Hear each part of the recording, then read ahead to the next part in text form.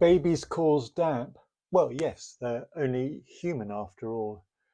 A lot of the issues that young couples have with properties is when the first baby comes along and there's lots of sterilization, there's lots of washing, there's lots of staying indoors, not being able to get outside.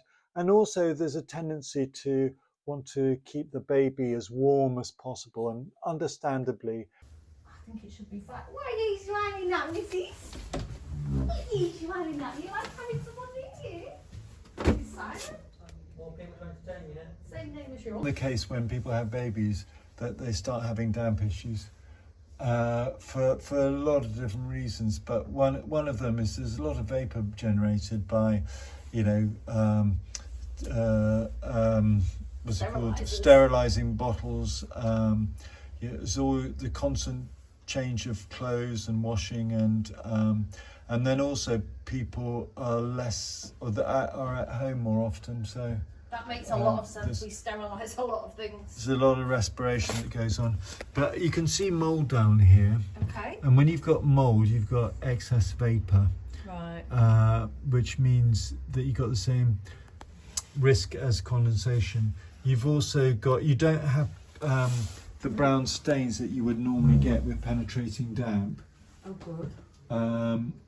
And it means that you're most likely to be getting condensation here.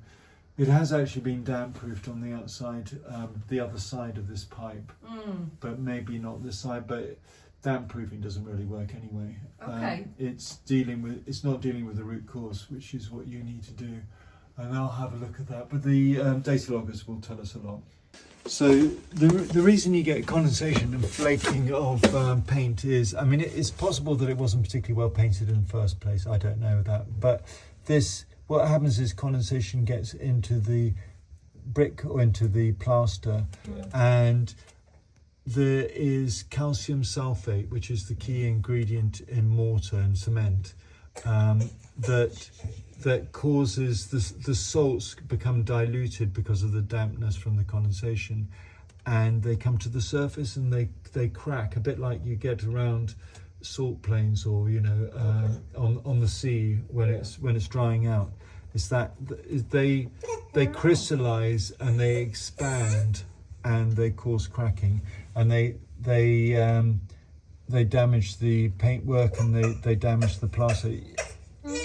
Arguably, you've got an extreme version of it. But the thing is, it's very cold down here. Yeah.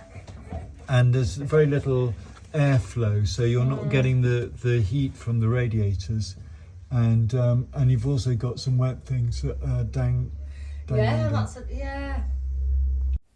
I thought I was recording it, but I wasn't. It's just. Can we get someone to just repair this then? They don't need to do anything special when they're repairing it. What this There and in the bathroom. no, not particularly.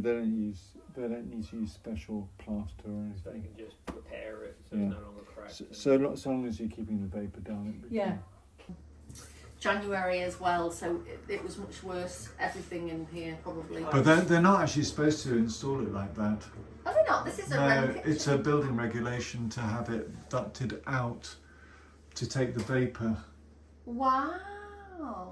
No one said that, did they? No, Wren kitchens were very hot on there, making sure your oven is a certain distance from your surfaces and everything else, and so making sure these were far enough away from this for fire. But no one ever mentioned ventilation running through your kitchen. So you would. That's all storage. Well, you can either do it up through there or up at the top and then Nothing out. up on top of this. Well, Yes, it can be hidden. You'd have it running through the cupboards, I guess, and then out.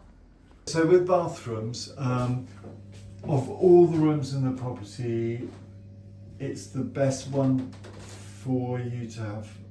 If you are going to have mold, it's better to have it in the bathroom.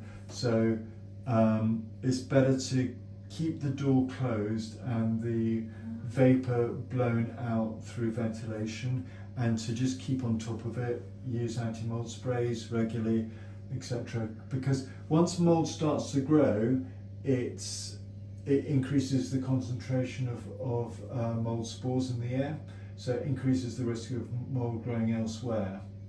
Like on the back of that door.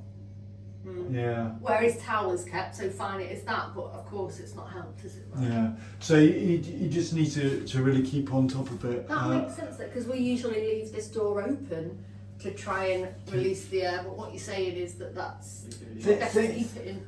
Think of vapor as being like smoke. It's the same diffusion method. If somebody was smoking in here, even if you have the vent on, if you've got the door open, you soon smell it elsewhere. So the vapor's just transferring. Unfortunately, that extractor just goes into the loft. I know. Yeah, that's it. So you want to have it going out through there. That's the best one. We've said all the quotes have to knock out the So outside. essentially the two types to consider. One is an extractor fan with an overrun, and you should set that to half an hour.